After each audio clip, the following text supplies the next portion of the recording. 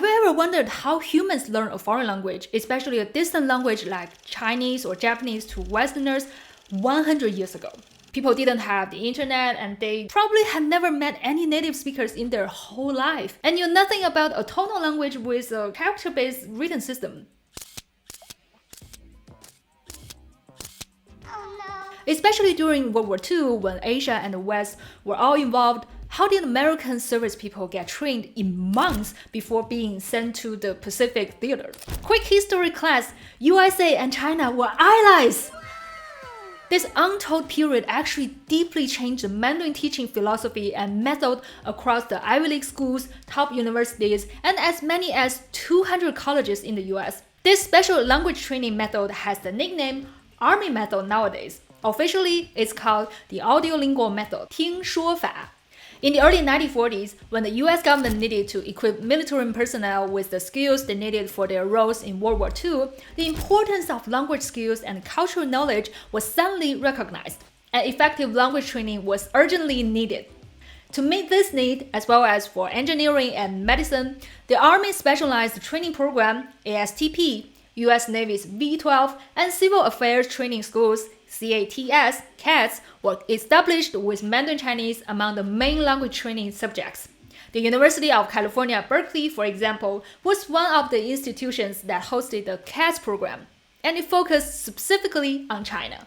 By the way, they already used a 12-week quarter instead of a 16-week semester system back then. West Coast audience, virtual high five. According to the archive, the soldiers burned midnight oil in order to keep pace with one of the most rigorous of all educational assignments. In total, the program required up to 61 scheduled hour weeks with no absenteeism allowed. The student soldiers' day would begin at 6:30 a.m. for breakfast and was scheduled to end at 10:30 p.m. Every minute of the soldiers' day was scheduled and accounted for.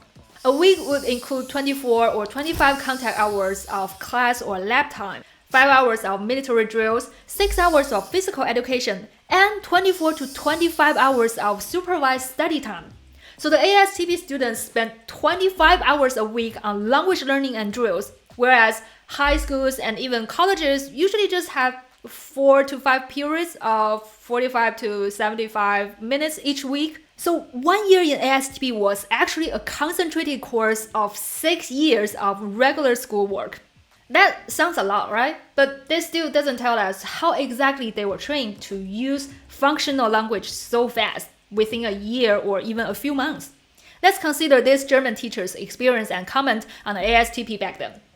Ernst Rose was a foreign language instructor at New York University, and he wrote for the German Quarterly.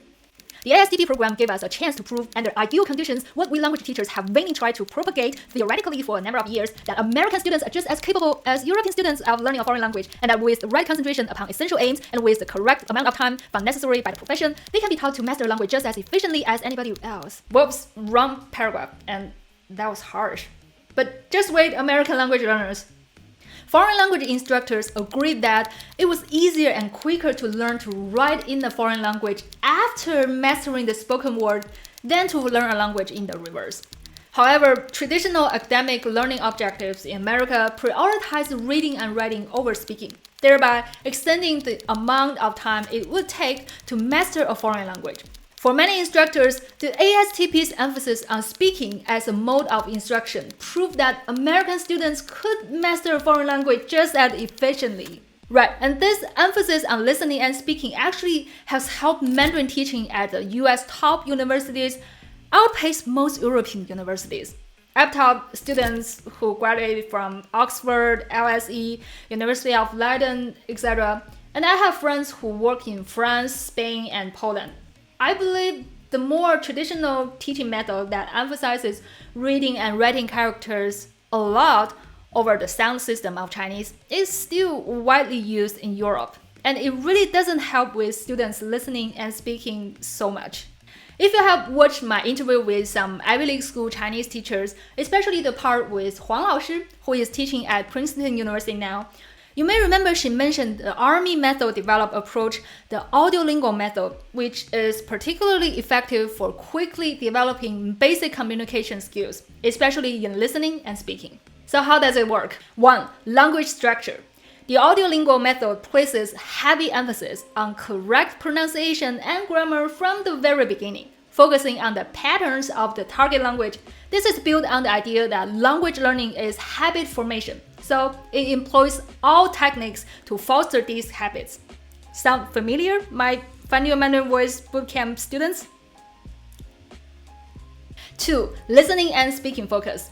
Audiolingualism prioritizes the development of listening and speaking skills over writing and reading. This suits situations where quick oral proficiency is the goal, such as in military settings during World War II.